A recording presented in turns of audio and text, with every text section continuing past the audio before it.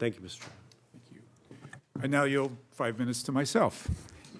And I'm so pleased, Senator, to have you with us, and we'll call you Senator, at least for now.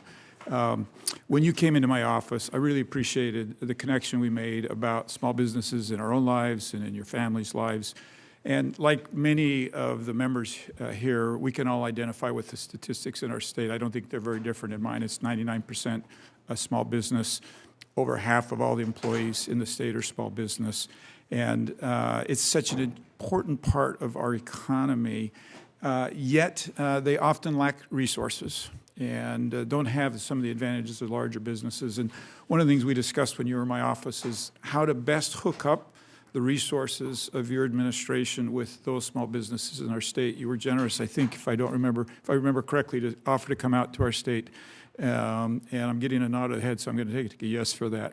And I think as part of that, not just you coming out, but helping educate my small businesses about what's available to them and how they can access those. So we'll look forward to your visit.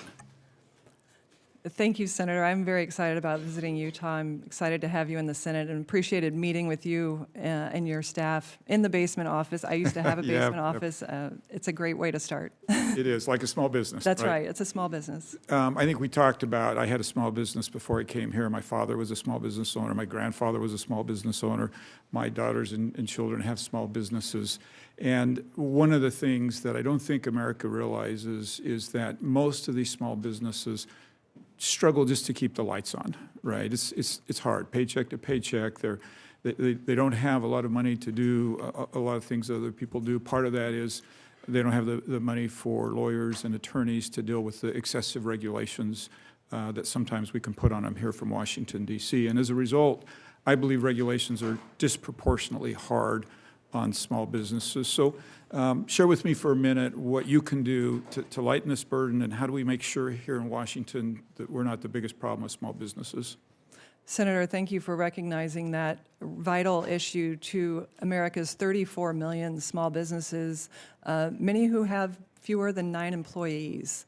And, you know, in answering your question, I'd like to speak to small businesses and saying, you have someone that, if confirmed, will understand what it's like to have a small business, to worry about meeting payroll, let alone paying the bills for the small business, particularly with the setbacks that small businesses have had in the last 4 years, losing about 10% on the top line revenue while seeing their costs increase by 20% due to inflation.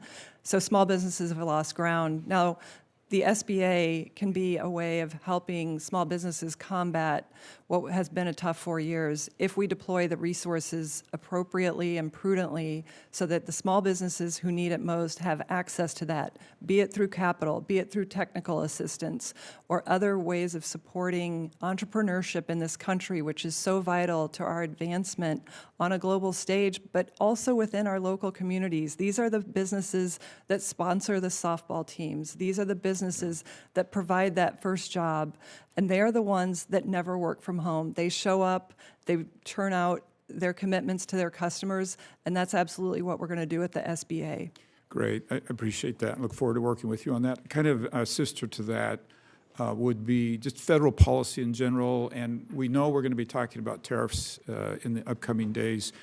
Once again, these are disproportionately hard on small businesses, and we had this conversation in my office too. Would love to invite you to work with the administration and the Senate as we move into a world where tariffs are a real reality, to figure out how to help small businesses accommodate better to those tariffs. Things like a different runway timeframes in when those hit the small businesses. Can you just comment on how we can deal with our small businesses and what might be one of their most difficult challenges?